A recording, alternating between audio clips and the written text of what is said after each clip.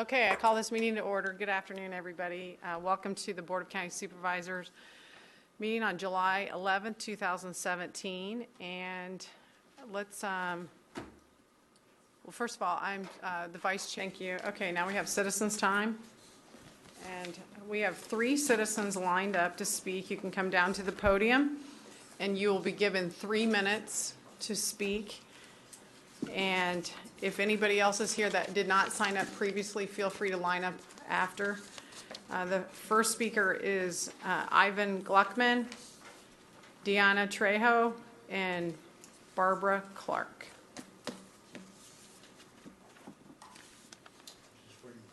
Yes, sir. Thank you. Good afternoon, members of the Board of Supervisors. I'm pleased to be able to be here. My name is Ivan Gluckman. I live at 3817 Mulberry Point Court in, well, technically Dumfries for postal purposes, Four Seasons Retirement Development, for those of you who may know it. I am here only representing myself, but let me say that I have made a proposal to our own board of governing board that they consider adopting a resolution along the lines that I'm going to present to you.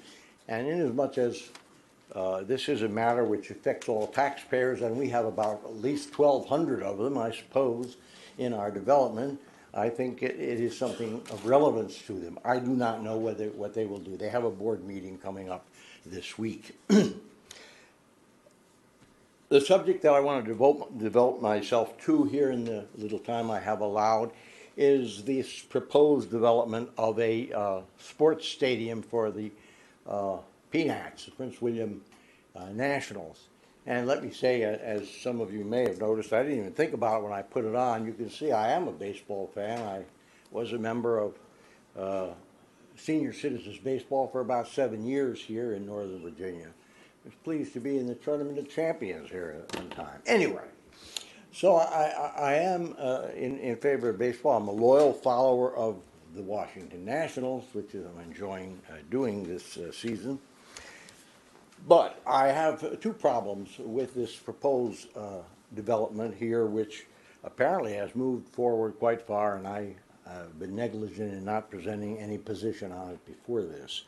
The first is a legal one, and I understand that is under review, and I cannot understand.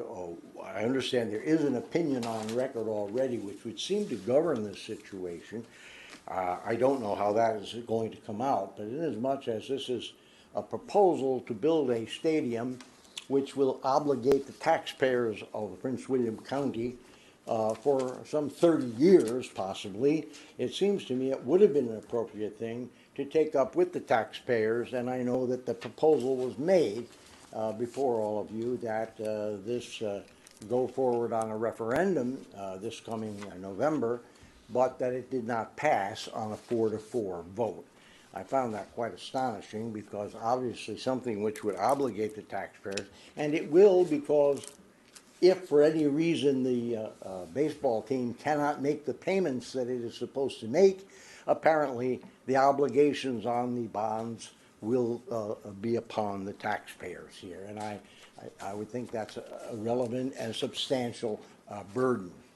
I might also mention I'm not familiar with all the terms of the industrial development bonds, but I didn't think that an industrial development bond was really for this purpose. Oh my goodness, I've been warned already to stop. Let me just finish with one other statement. The location proposed for this thing I think is absolutely terrible. They're going to build this stadium between a shopping center and a hospital, which are already subject to a great deal of traffic. And this, as I understand it, is a stadium for up to 5,000 people to come to, say 2,500 cars, and they have to come off Route 95 up a ramp, turn into this development, and it's going to be a cataclysmic kind of a traffic jam. I know my time is up, but thank you very much, and I hope you'll take these things under consideration before giving final approval to this statement. I know Mr. Silver has said if it isn't approved right away, he may have to sell the team. I wish him the best of luck. Thank you.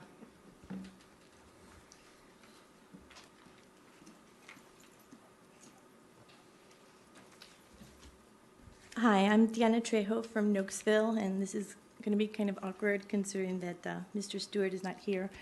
But I hope he streams it like the many citizens throughout Virginia have been streaming your meetings recently. I come from a Latin American background, and in Latin America, politician and corruption are virtually synonymous. However, I grew up in the United States, and I have been a naturalized citizen for almost 20 years, during which time I have voted in every single election, including the primaries. I naively thought that in the United States we had leaders who genuinely cared about serving the community and upholding our laws. I had a rude awakening in the dawn of June 28th as I witnessed the most disgusting manipulation of power. We, the residents of the rural Crescent, had shown clearly how the Adams SUP was deficient. We showed how all the other cases in which an exception was made for sewer, there was a specific compelling reason for granting it. For Victory's Crossing, it had been the gas lines, and all the others had come up with a compelling reason for an exception. The difference with Adams is that the only reason they had for asking for sewer because the other churches had gotten an exception. It appears they had been promised by Corey Stewart, and thus they didn't even need to complete their SUP with any soil work like everyone else in the rural Crescent, including churches. What kind of precedent was set for the future of the rural Crescent? We don't need to go over the many violations incurred by Mr. Chairman on June 27th, because they have been very nicely detailed by a parliamentarian lawyer in a YouTube video that is accessible to everyone. But in essence, sewer had been legitimately blocked twice by a tie vote. But Mr. Stewart, along with Mr. Noe and Mr. Principe, who supposedly proclaims himself to be the deal maker, the let's dialogue and compromise and meet in the middle man, would not settle for a compromise. The compromise was clearly the approval of a mosque with septic, which would have limited the size and scope and conformed it to the rural community. But they would not take a compromise, not even twice. Instead, they twisted and manipulated until they illegitimately delivered sewer to Adams. In the days following the 27th, I was in deep grief and sympathy for the residents of Schaefer Lane and the Braemar community, which will be highly impacted by the increase in traffic and overflow parking. An area already overburdened with 4 schools in a half-mile diameter, with rural infrastructure that will not keep up with more development. It was obvious that the problem was not the mosque itself, which got unanimous approval. The underlying problem was a deficient SUP that did not show compelling reason for an exception to connect to sewer. Thank you. Good timing, thank you. And Ms. Clark, and then if anybody else would like to speak after Ms. Clark, feel free to line up behind her.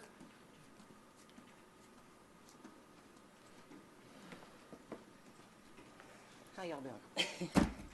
My name's Barbara Clark. I've been a resident, citizen, whatever, Prince William County since 1969. Throughout that time, I've seen this area go from 2-lane roads to what it is now, which is a total mess. It wasn't until the last few years, whatever, when I started volunteering as an election officer, that I started realizing how much this area has changed. And I used to feel safe. I don't anymore. And what triggered it the most, what first off before was, at one point was the illegals jumping on my car in the parking lot and threatening me at my home, just certain different things that, but then this last time was working this past election. I worked as a chief election officer for this last June 13th election. And I only had one problem voter out of all the voters, and it just happened to be someone that came in. I'd like to call him a gentleman, but I knew he was going to be a problem right off the bat. because he was complaining about the signs, this, that, and the other, but right around then, I decided it was time to go to the bathroom. So anyways, when I came back, he had taken my assistant outside and nearly got into a knockdown, drag-out fight with him, arguing about this mosque, the Adams Mosque, calling Corey Stewart a racist, blah, blah, blah. He made direct threats against Corey, and I didn't hear exactly what he said because I was obviously in the bathroom, but the guy came back in and filmed me, apologizing for this gentleman's racist behavior, and it was, it kind of stood out. And I, documented the report. I reported it to the registrar, Michelle White, and also called Jim Scarborough, whatever his name. Anyways, something's not right between that and. Personally, I'm a independent female. I've had two kids. Can't say had. I still have two kids, but they're grown, and I'm alone, sort of. I've got God, but I feel totally personally threatened by bringing in a group, increasing this presence of oppressive men, a religion that oppresses women. I've built everything I have from the time I was working as and it's all, I just feel like it's a direct threat to me and every other woman in this area. My children, their families, I'm scared. And it has nothing to do with Islamophobia. It has to do with knowledge and knowing, because I've had contact with them. That gentleman was from that mosque. Ms. Clark, thank you for your comments, and what you appropriately did was raised your concerns directly with Michelle White, the registrar, and the electoral board. Thank you for your time. All right. Thank you. Okay. Thank you. Supervisor Canlon. Thank you very much, Madam Vice Chairman. I wanted to take a few minutes to comment on the controversy that has swirled about this board following the vote we took last week on whether to grant the Adams Mosque a waiver to our Rural Crescent policy that prohibits public sewer connections.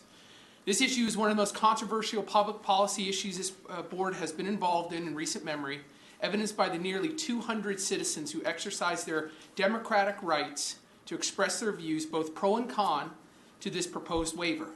The fact that individual citizens were afforded the opportunity to express their views in an open and public debate celebrates one of the hallmarks of our democratic system of government. When the framers of the Constitution were debating how to properly construct this grand experiment in democracy so that the government served its citizens rather than the citizens being enslaved by its government, Alexander Hamilton, James Madison, and John Jay published a series of essays promoting the ratification of the United States Constitution, known as the Federalist Papers. James Madison, in the Federalist Paper number 51, set forth one of the most significant principles upon which this new government was founded. Quote, "If men were angels, no government would be necessary. In framing a government which is to be administered by men over men, the great difficulty lies in this. You must first enable the government to control the governed, and in the next place oblige it to control itself." Close quote. On June 27, 2017, pushed by Chairman Stewart, the Prince William Board of County Supervisors failed in its affirmative duty to control itself in constraining the actions of this board to the rules that we all agreed to abide by and that we told the public would be the process that would be used for any public policy changes that would impact the quality of our lives. The public record clearly shows how deep that breach of trust actually was. Chairman Stewart attempted to justify that breach of public trust in various media reports, explaining that the end result was, in his personal view, the right thing to do. Those comments are eerily similar to statements and justifications offered throughout history by kings and dictators who rule by fiat rather than allowing its citizens to directly participate in democracy.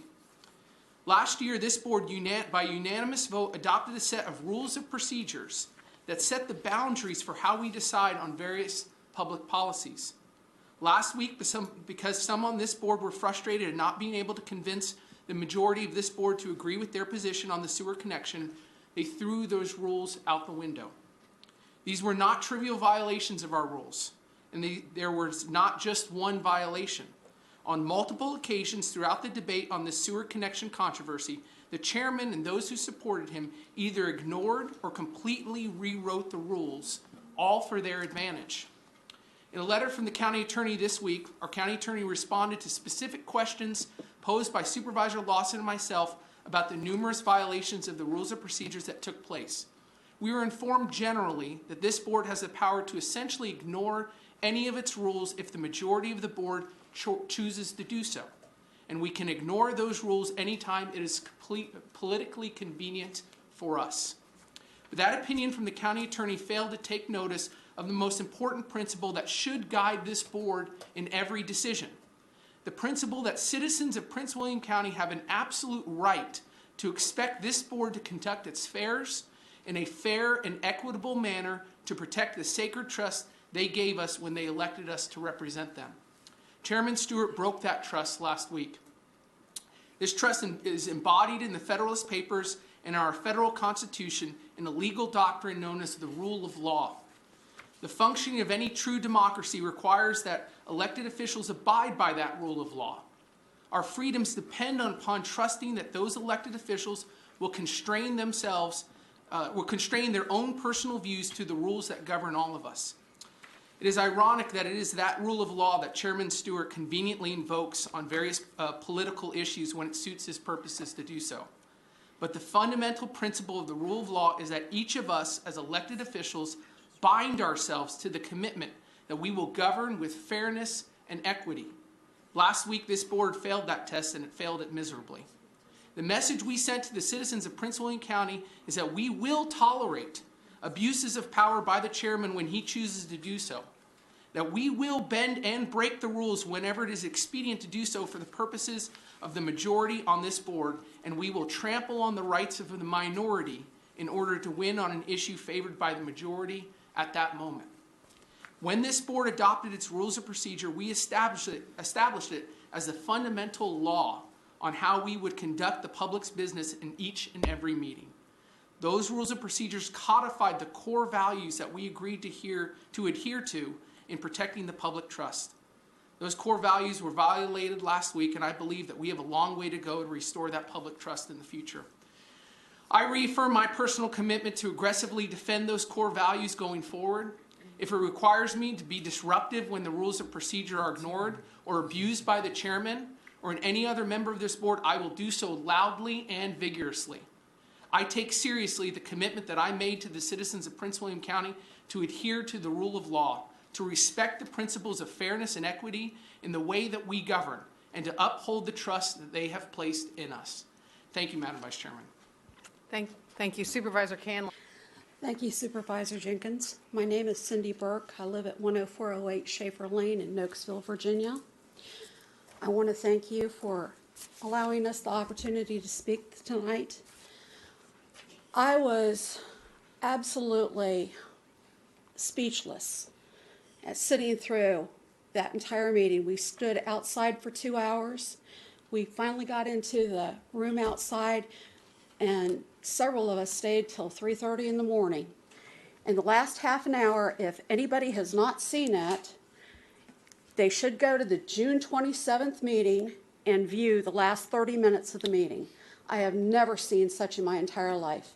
It left me absolutely speechless. Fortunately, I've overcome that. I am not reading anything tonight. I am looking at every single one of you because I'm furious. You are supposed to lead our county. You are supposed to follow the rules. The rules are the comprehensive plan. That's your blueprint. That tells you what you can do. There are rules of law. There is Robert's Rules of Order, which I'm sorry that Chairman Stewart's not here tonight, because I really think that he should hear what everybody has to say in person, because he was not just the ringleader. There was a couple others of you, and you know who you are, that absolutely infuriated me because you cannot do what you did. It is bullying. There is zero tolerance in bullying. Bullying and telling someone how to vote is, I'm just speechless still. I just can't believe it. I think that as a board, you have a lot to do to make up to your citizens. I really think that you should take a mulligan on that. And for those of you who do not know what a mulligan is in golf, it is a do-over. I know that there are contentious things before this board all the time. I know that every time that some decision is made, someone leaves unhappy. I sympathize with you. At the same time, this is what we elected you to do. And we elected you to do it honorably and with integrity and with respect. And I didn't feel any of that from some of you. And Mr. Jenkins, I would ask that you clarify to all of us what your real intent on that vote was, because I watched you vote for 3 times against sewer. And the 4th time, I don't know if you were startled. I don't know if you felt intimidated. I don't know what caused it, but you changed your vote. And I think the least that our citizens here deserve is to know what your true intent was. Thank you very much. Thank you. John Cap, Good evening, ladies and gentlemen. Mr. just Chairman, and Let me just say, we don't have any clapping, booing, hissing for or against anybody. If you just kind of pay attention to those rules of etiquette. I'm sorry? Pay attention to the rules of etiquette, and we'll get out of here a lot sooner, and people will understand the message a lot better. John Cap. good evening. Well, Mr. Chairman's not here, but members of the board. My name is John Cap. Most of you know me as Jack. I reside at 80106 Towers Road, Manassas, Virginia 20112. I lived in Haymarket for 19 years. During that time, was on the Planning Commission for 3 years, the Town Council for over 2 years, and the Mayor for over 13 years. Never in all that time did I see such a blatant violation of parliamentary procedures that took place in the middle of the night at the board meeting on June 27th. There were more violations than fleas on a dog's back, something like 21 violations. The first one by Mr. Principe was a motion to divide the question, and Mr. Principe was wrong in his reconsider motion. Mr. Chairman was wrong when he told Mr. Jenkins how to vote during a vote, and he was wrong when he called the recess. No recess was scheduled, so to have a recess, you had to have a vote by the board. Now, all this isn't including all the violations on the various motions and substitute motions went on, which I don't have time to explain. Mrs. Lawson was right on her many objections to these proceedings. The whole scenario reminded me of Tammany Hall politics. The Catholic Church in the rural Crescent understood the policies of no hookups, so didn't apply, as so aptly stated by Mr. Canlon. But Mr. Chairman pushed the water and sewer hookups in the rural Crescent like a bull in a china cabinet. This has nothing to do with the mosque. That was approved. That's over and done with. What I'm concerned about is you've set a precedent by approving hookups in the rural Crescent with no extenuating circumstances. Once you set a precedent, it's hard to close the door. You cannot be arbitrary and capricious. So the question looms heavy in the air. Why? This board took the Bi-County Parkway off the transportation plan. But now Mr. Noe, as chairman of the Northern Virginia Transportation Authority, has scheduled hearings on the Bi-County Parkway, scheduled hearings in Loudoun County, scheduled hearings in Fairfax County, scheduled hearings in Arlington County, scheduled hearings in, no scheduled hearings in Prince William County. So why are you raising the Bi-County Parkway again and no hearings in Prince William County, Mr. Noe? Developers would love to develop in the county, and the developers have lots of money. I've been able to connect all of these dots. My daddy told me when there's lots of questions that go unanswered, then follow the money trail. Is there a money trail? I don't know. Mr. Jenkins, you stated that water and sewer hookups should not be allowed in rural Crescent, and to do so would violate the comprehensive plan. You have the parliamentary procedure right since you were on the majority side of the vote, unlike Mr. Principe, to call for a vote to reconsider this issue. And I hope you do it and that you will vote your stated position. Thank you very much. Thank you very much for your time. James Latterly. Hope I got that right. That's close. It's James Lafferty, sir. Okay. Thank you for the opportunity. I'd like to thank all the members of the board for the opportunity to talk with you. I had the Virginia Anti-Sharia Task Force, and that causes me to come before many groups like this in Spotsylvania and Fairfax County and Rico County. And I noticed a pattern in these applications, particularly the All Dulles area Muslim societies that I heard the last time I was here for that long evening. Inevitably, the First Amendment and the Constitution are used to say that any disagreement at all with the application, any local restrictions, they're all anti-religious, they're all anti-Muslim, they're bigotry and things like that. It's always sort of interesting to watch a bunch of people who have contempt for our Constitution wrap themselves in it and claim its protections. Tonight, I'd just like to add my voice to the many good people here who said that our LUPA is not about making mosques immune from local regulation, and that a time-tried tactic is to accuse people who oppose it as Islamophobes, as racists of some sort. And I'd just like to reject that, as I think most people here do, and simply say that there was a first the last time I was here. And as I say, I attend and have testified at many hearings throughout this state and even in other states like New York. And it was the first time I'd ever heard the chairman of a board of supervisors accuse the people of his county of bigotry. I was shocked to hear that. And I think that is the thing that sticks in my mind and that made such an impression on me. Fortunately, I have many good friends in this county. I know that's not true, but apparently the chairman does not. And it's just appalling to hear that. I was reminded of something my mother said to me once, that being a good boy during the day is easy. Being a good boy late at night when nobody's looking is tough. And at least one of you didn't live up to that standard that night. But I do, again, thank you for this opportunity. I'm a Virginian, and I appreciate being able to talk with you about this tonight. And I just hope that you'll do something to correct this injustice that occurred at that hearing. Thank you. Thank you. Denise Lee. Good evening, members of the board. My name is Denise Lee. I'm a resident of Montclair.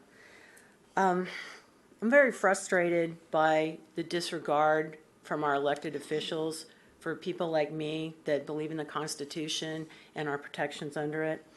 I guess if I was part of a special interest group that engages in the threat of judicial jihad and financial terrorism, you'd fear me too. But I'm not. I'm just a little old citizen in Prince William County who believes in my protections under the Constitution. As elected officials who took an oath of office to protect all the citizens of the Commonwealth, you have a responsibility to do just that.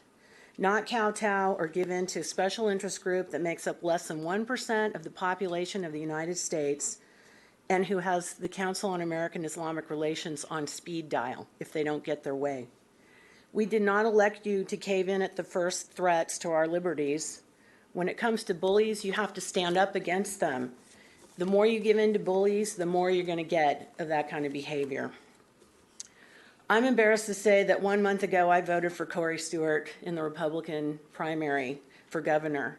And then I find out that he threw me under the bus when he told a couple of constituents in Prince William County that he was going to vote for the mosque, otherwise we'd get sued and it would cost the county too much money. Are you kidding me? If you think that these folks are intimidating now, wait till they put up their 22,000 square foot monstrosity. Once they're in Nokesville and they get that foothold in there, I can guarantee you they will begin the process of establishing a parallel legal system known as Sharia law. They do it everywhere. They're doing it in Henrico. They're doing it up in Bardstown, New Jersey. They just got hit with a $3.25 million fine, by the way, because they wouldn't let the pro-mosque people put their mosque in because of county land use rules. I mean, you guys, it's like there's one set of laws for these people and another set for us, and we don't have as many rights as they do, and that's Sharia law. They have all the rights and we don't have any rights, and that's what it feels like after listening to this nonsense on that dog and pony show 2 weeks ago. Common sense is not Islamophobia. Disagreement is not discrimination. We have a right as citizens to expect you guys to take care of us, and I'm asking you to do just that. Thank you. Thank you. B.J. Thomas. And while she's coming up, let me call the next 5 people. Cassandra Parker, Teresa Mintz, John Zook, Christopher Wallace, and Sharon Ledbetter.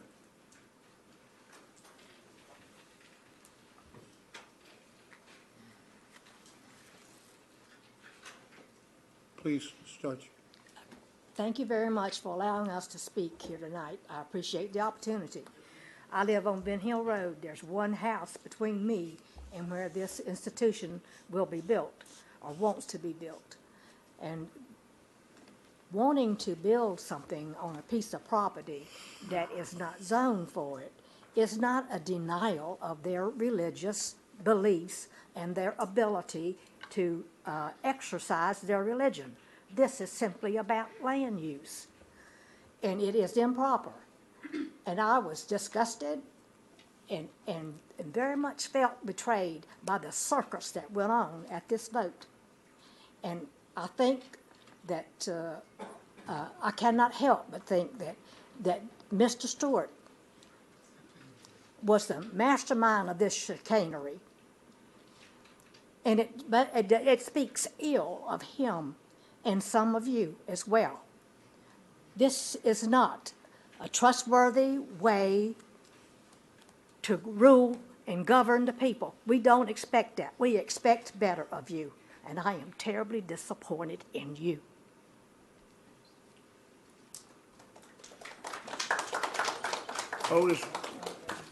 Otis Ledbetter, next.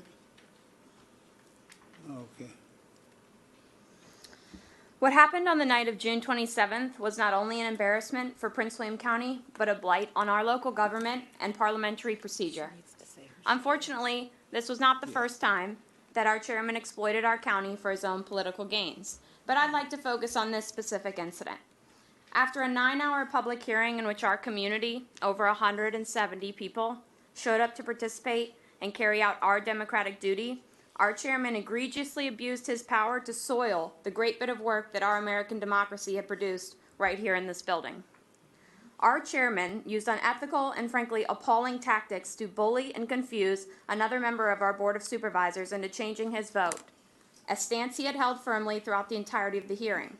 Robert's Rules of Order were trampled on, and Supervisor Jenkins was taken advantage of in front of all of us. However, our chairman wasn't the only one who was out of order. Supervisor Principe was out of order when he called to divide the motion into 2 parts. The board clerk and county attorney were out of order for allowing Stewart to breach the rules and failing to articulate the rules as is their duty, which they are paid handsomely to do. And the rest of you were out of order for sitting back and letting it all happen. I will take a moment to thank Janine Lawson, who's not in here right now, for her loyalty to her constituents. She is somebody I respect, an honest politician who works to uphold the law. However, what happened that Tuesday night was something that will stain Prince William County for years to come if we don't amend it. Our comprehensive plan dating back to 1998 bans sewer connections in the rural Crescent for both residential and commercial use.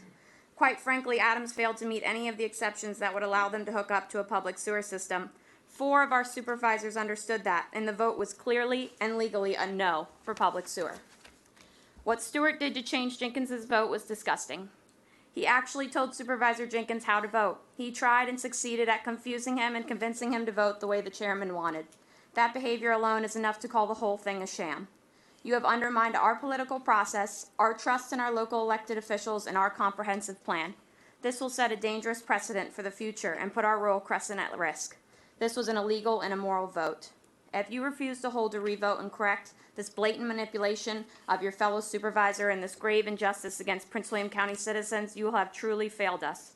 You will not be forgotten when voting day comes and your jobs are up for grabs.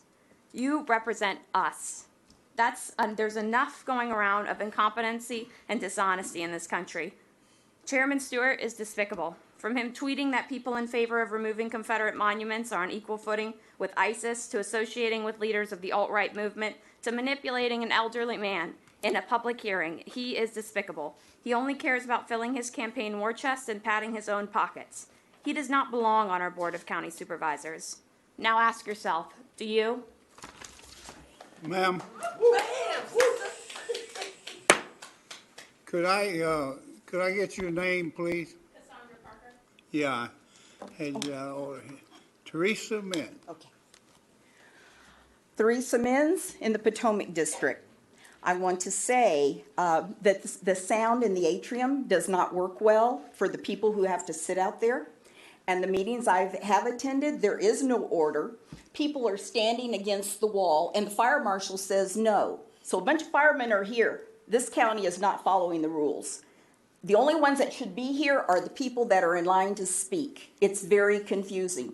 Chairman Stewart has allowed everything to run amok. Oh, and I want to say I agree with everybody ahead of me, with everything they said, and the people this afternoon. Okay. Stewart has allowed anything he agrees on, he allows those people to clap and yell, ha! But the people that are against what he wants, he shuts us up immediately. I overemphasized one time just to see what he would do. Sure enough, he didn't want to hear from us people who were saying no. And I do want to thank Supervisor Lawson and Cantlin and Anderson for standing up to all this. It's been hard. Oh, and that's another thing. There's major disrespect to the voters. When you've got people coming in here and saying, well, they're not here. If they can't be here, then why should they be allowed to vote on a referendum? I'll tell you why. Because some of these people work 24-hour days. They can't make it in here. And how dare you people, I'm going to be all over the board, so you guys just deal with it. How dare you people make that land issue a religious issue? I'll tell you why I don't go to church. I don't go to church because of people who use church as a weapon. I go to church so I'm better than you. No, you're not better than me. It's what's in your heart, your soul, your person. And I can tell you another thing. Noe, you mocked people who came up here and used your business explaining why the Potomac shouldn't be voted on, and you mocked them.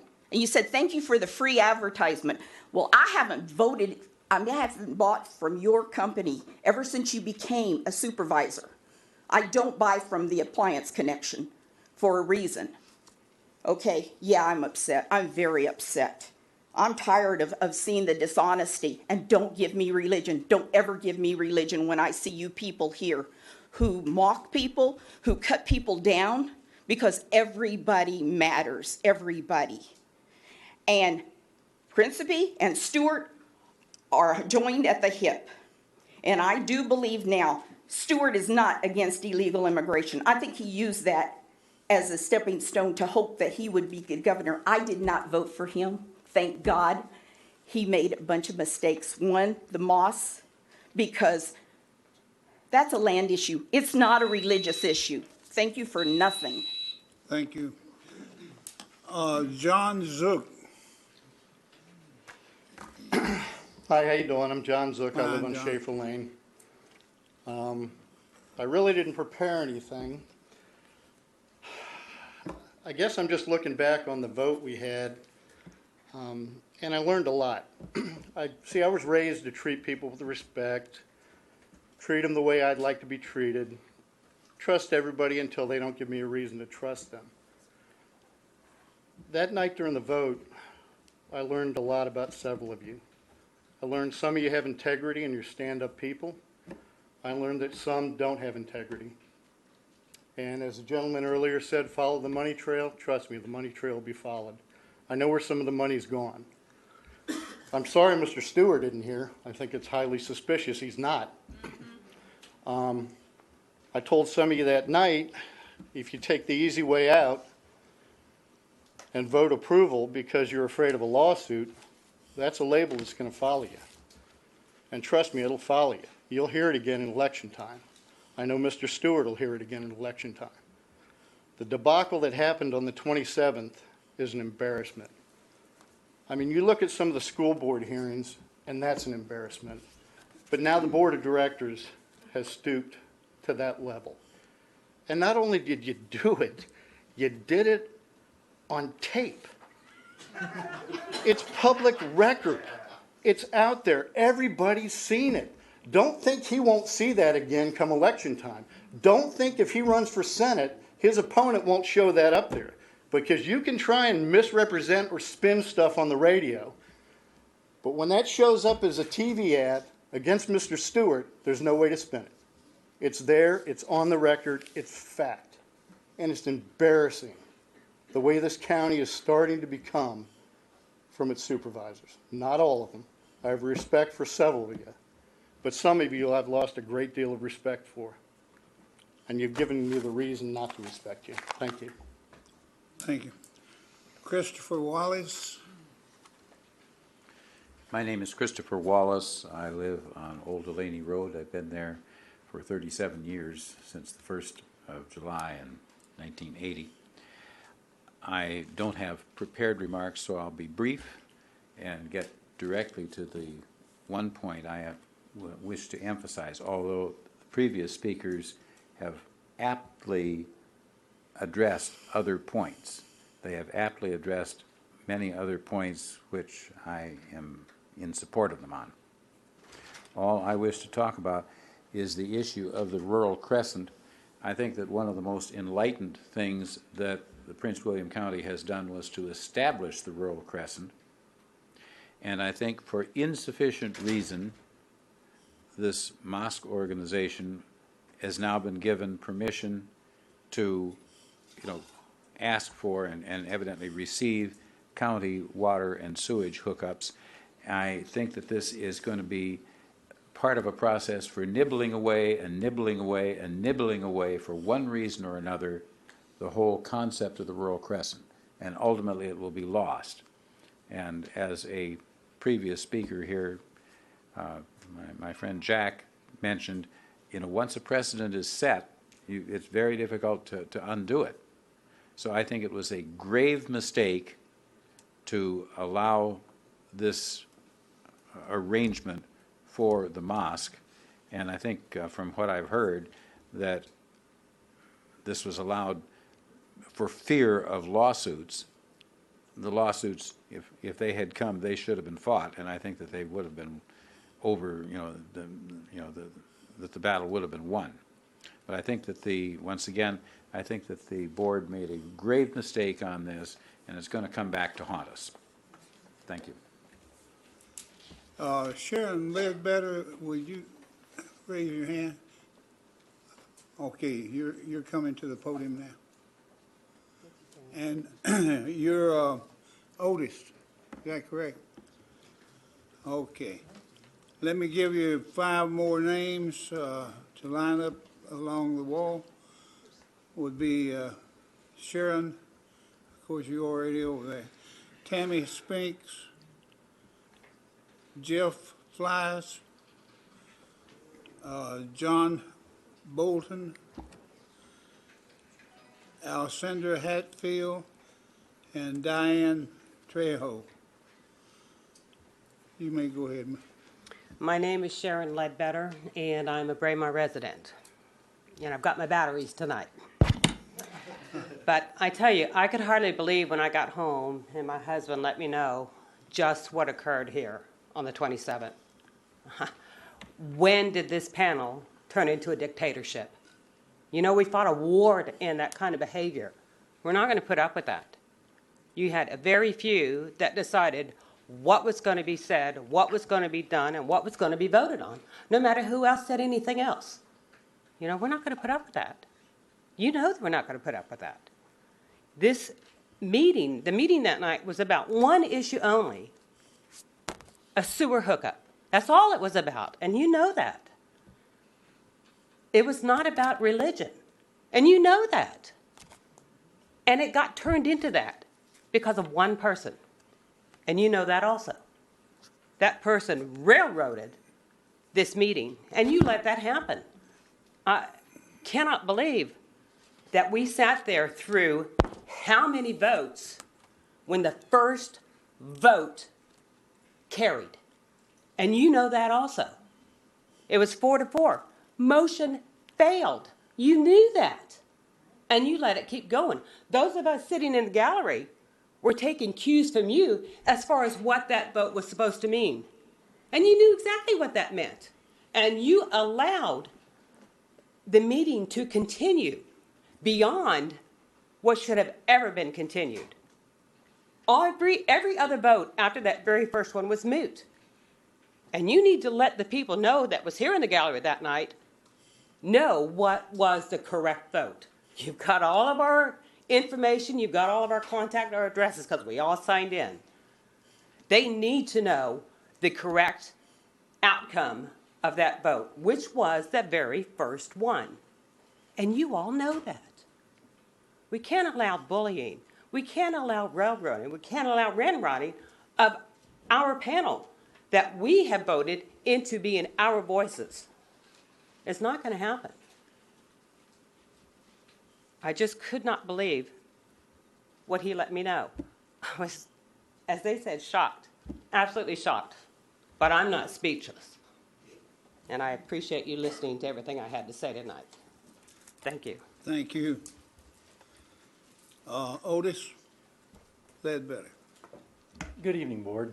I don't have anything prepared, but I don't think I can say it much better than my wife just said. So I'll go down a different path.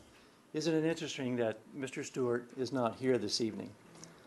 Because it's due to his lack of leadership, his lack of integrity, his lack of ethics, and his lack of moral courage that we are here tonight to voice our disagreement with that. He, along with a few others on the board who, and it's a strong word, but potentially conspired to vote and beat this thing to death until you got the vote that you wanted. And that was just wrong. But thank you to those of you who stood up and had the moral courage and the integrity to vote and do what's right. As my wife said, this wasn't about religion. This was about the special use permit for sewer and sewer only. It should have ended at the 4-4 vote, but it didn't. But that said, I don't think this issue is over. I think there's more to follow. So thank you for your time. Tammy Spinks. Thank you. Good evening. My name is Tammy Spinks. I live on Bent Hill Road in Nokesville. The Adams property touches my property. I have a lot of stake here. And I echo everything that everyone prior to me has said to you. Had nothing to do with religion. I applaud the 8-0 vote for the mosque in and of itself. I could care less. But your actions that night, Noe, Cadigan, Jenkins, and Principe, was unhonorable. You're not worthy of the title, as I put in my email to you. You're not worthy of the title, the honorable. I resent that you didn't even, outside of Supervisor Principe, you two didn't even bother to respond to me. Ms. Cadigan, that does surprise me. Again, the second time you've surprised me. It will never happen again. I will tell each of you, Supervisor Canlon, you're the exception. I thank you for your moral courage. But what you've done by your actions on June 27th is woken a sleeping giant in Prince William County. Because now we know who you are. We're watching. And as those have said before me, this will come back to follow you. If you want to be reelected, it's going to be a hard road to go. Because as I told you, Supervisor Canlon, the last thing that you guys need is an educated person of age. That means that her children are grown. I have time on my hands. I'll make it my mission. I'll educate myself. I'll do the research, just like I did on Adams and the SUP and the lacking of all of the qualities that should have been within that SUP before it was kicked up to you. I'll do my research. I'll follow you everywhere you go. You can't shame the shameless, but you can't hide from the truth. Because as Mr. Zook said, you guys were dumb enough to put it on tape. Thank you. Have a good evening. Thank you. Jeff Flies. Yes, sir. How you doing? Good. Well, I mean, I'm glad it's not 3:30 in the morning. Yeah. So I was like the second to last one to speak that night, and that was my first meeting ever. 45 years old, first supervisor meeting I've ever been to. Wow, I was impressed. It was interesting, needless to say. Very. It was interesting. The biggest thing I saw was, it was just a completely dishonest vote right from the. I think basically what I saw was the vote was already pretty well in the bag right from the beginning of everything that was going on. I was very disappointed. It was 4-4, and then turned around and somewhere along the line we decided that nope, that's not good enough. Let's go ahead and try this again. And that didn't work. Let's do it again. Until the board got Corey got the vote that he wanted. I don't know that was.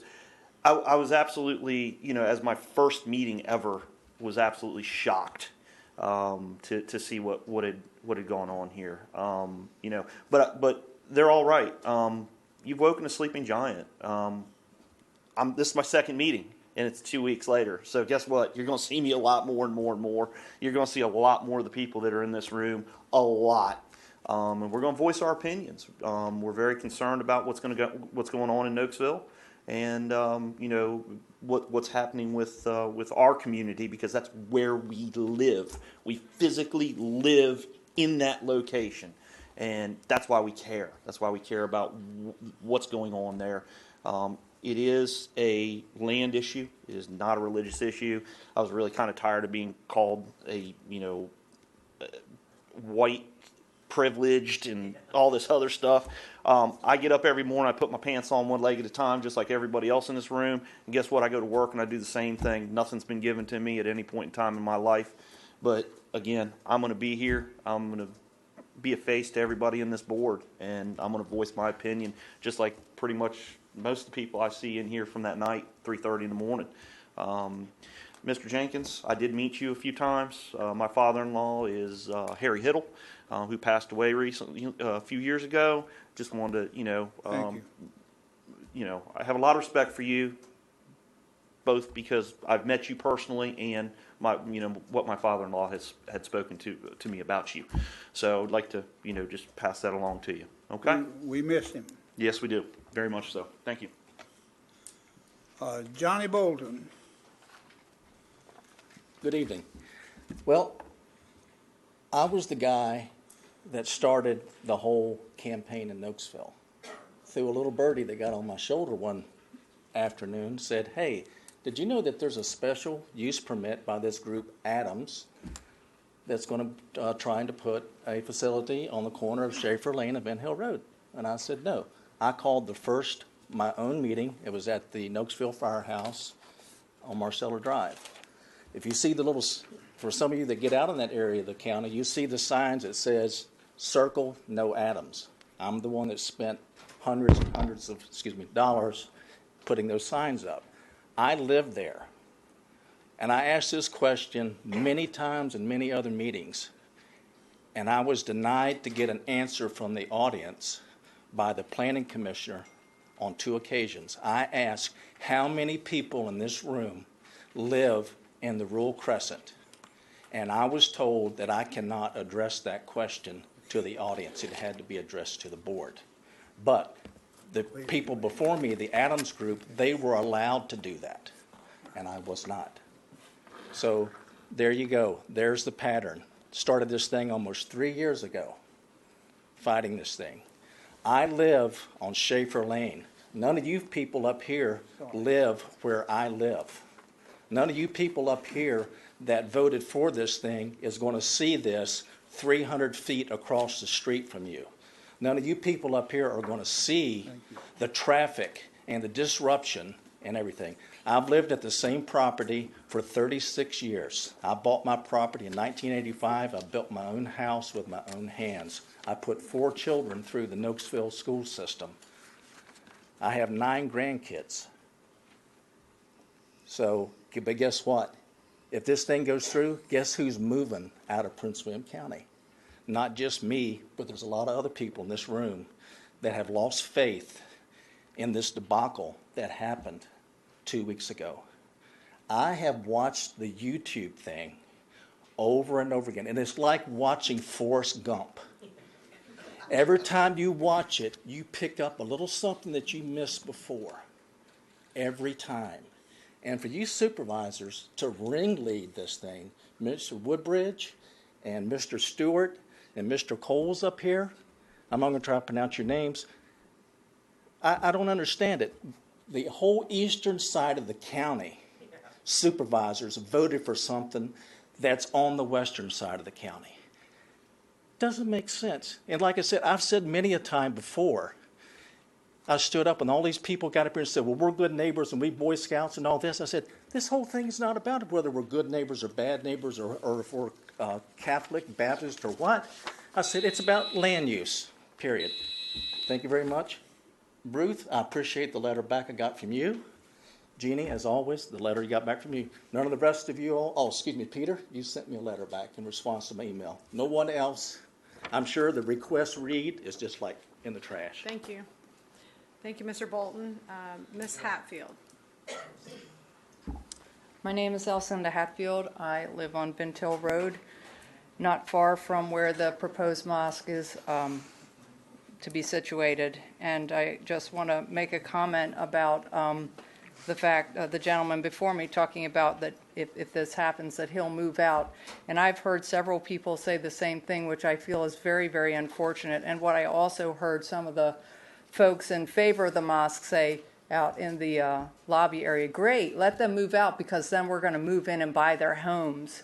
And I just want to state that, you know, we have laws here. I said it before, I've worked overseas and lived overseas with the U.S. Foreign Agricultural Service, and I've seen firsthand how things get done in business outside of this country, and everything's a negotiation.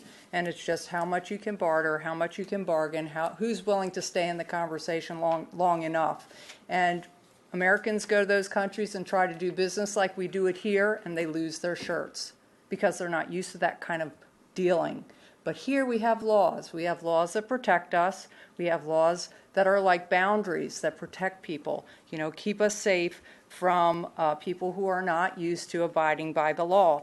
And I use that as an example because I can tell you of several, you know, there was a statement, we have no place to pray. That absolutely is not true. Adams has 11 other mosques, projects in the Northern Virginia area. It is not true that they have no place else to pray. And I can tell you with the sewer hookup, they will be allowed to expand on that property with absolutely no recourse from this board or the public. And I can tell you also, I have family that live in Maryland, and I drive out there through northern Montgomery County, and what started about 15 years ago as a small mosque now is a huge monstrosity with trailers.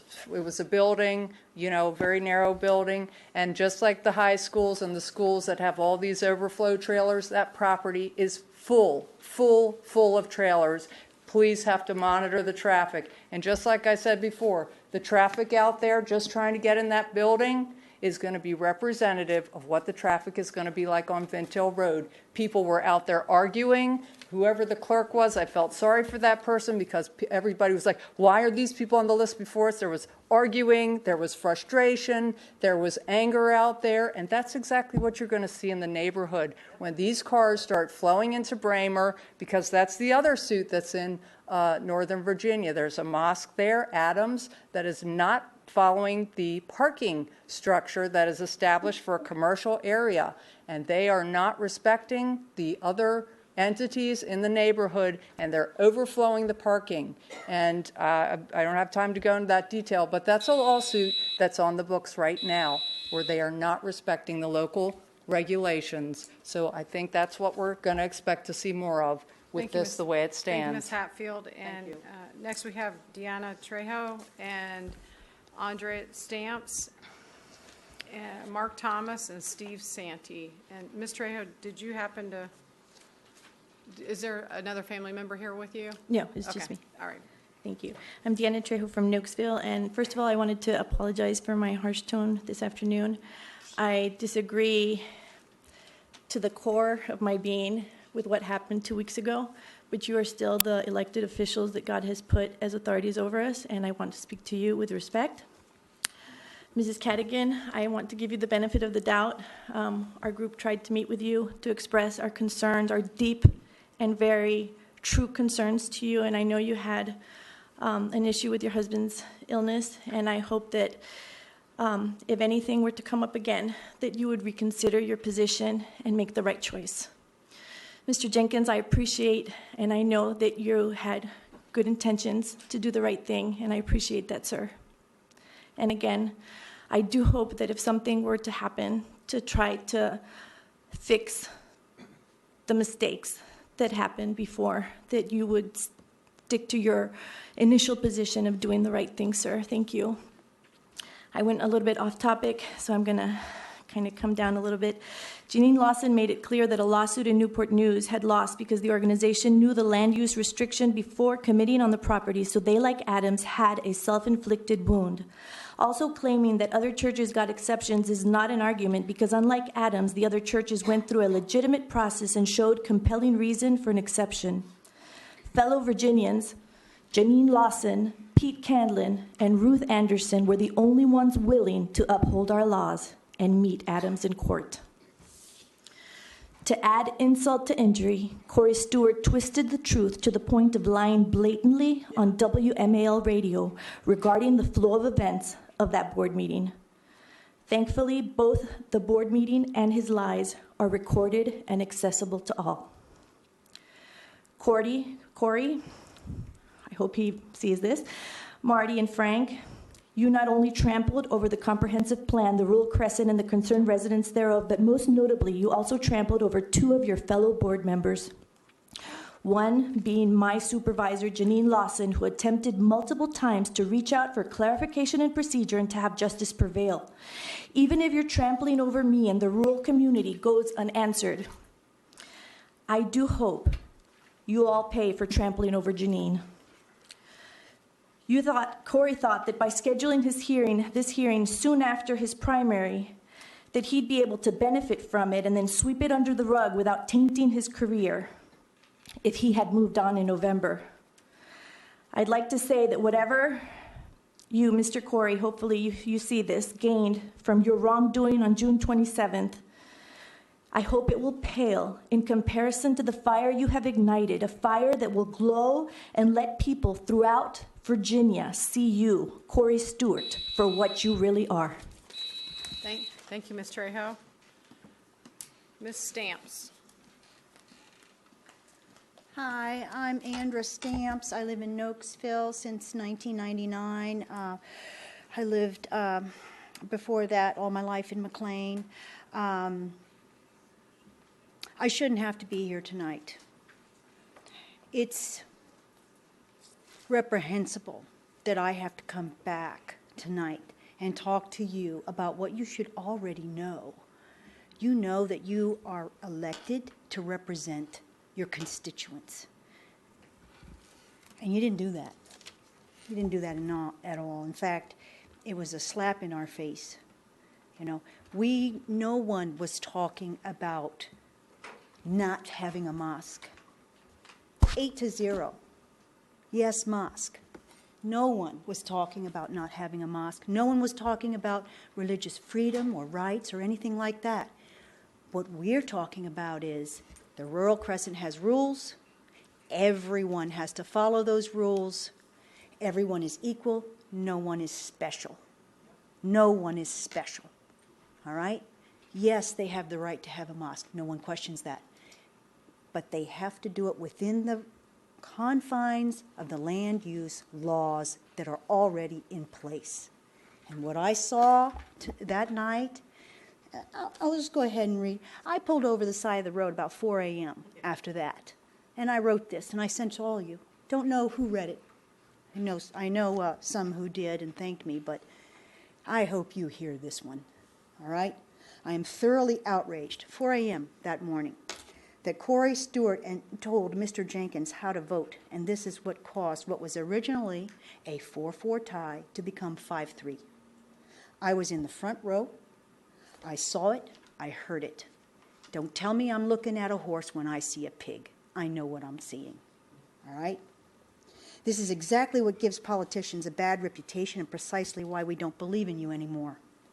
Lawson and Gainesville tried to clarify, but it was a tag team play by Principe and Stewart, moving just fast enough to confuse people, including the board. And I'm sorry for that, Mr. Jenkins. I saw what you went through, and no one should go through that.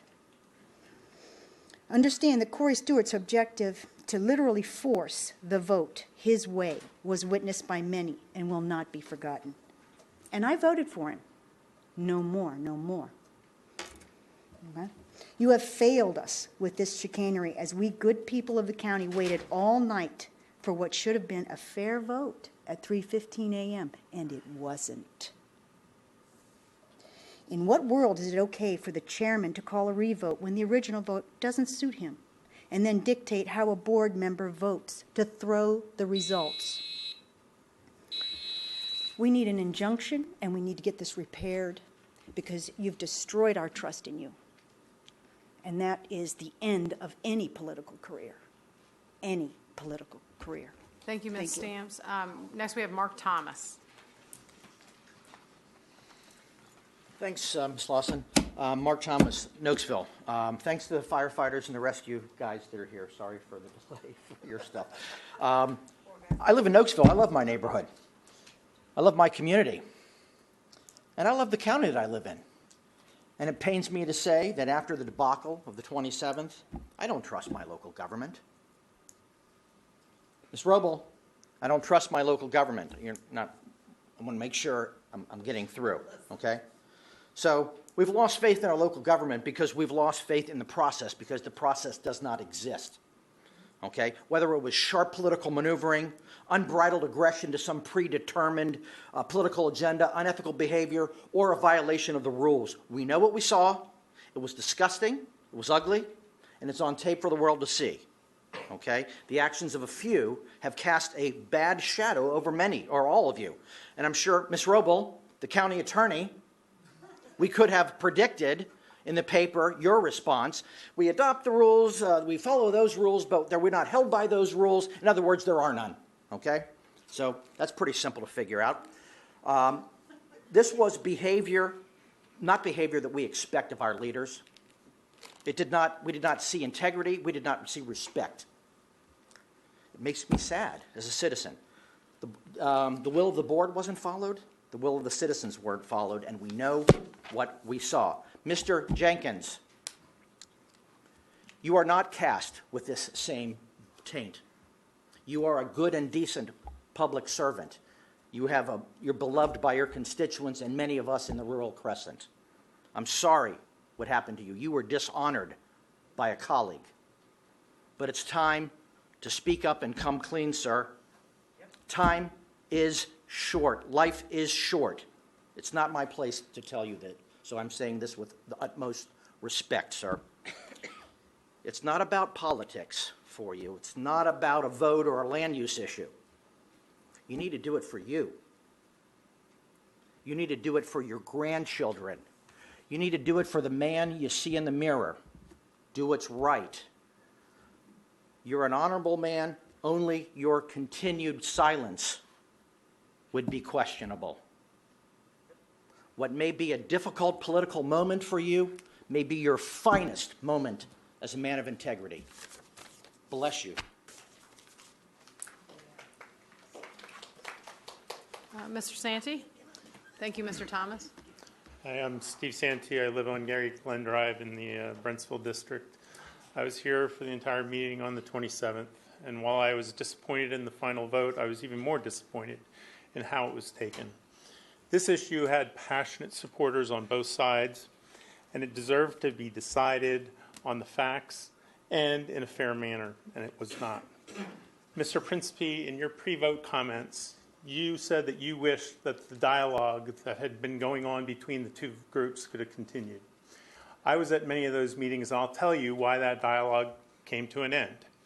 We asked common sense questions, and they could not answer them. Why is it that a Hoadley site that's half the size of this site has 10% more parking than you say is sufficient? They had no answer. How is it that architectural building codes say that a building this size can handle 1,100 to 4,400 people, yet you continue to quote 500 people for this site? Why are you building it that big? They had no answer.